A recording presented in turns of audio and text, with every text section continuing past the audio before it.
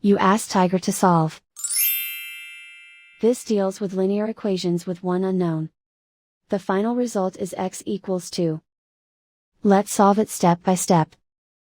Group all constants on the right side of the equation. Subtract 20 from both sides. Group like terms. Simplify the arithmetic.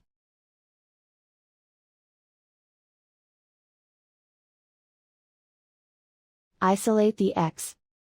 Divide both sides by -4. Cancel out the negatives. Simplify the fraction. Cancel out the negatives. Find the greatest common factor of the numerator and denominator. Factor out and cancel the greatest common factor. And so the final result is x equals 2.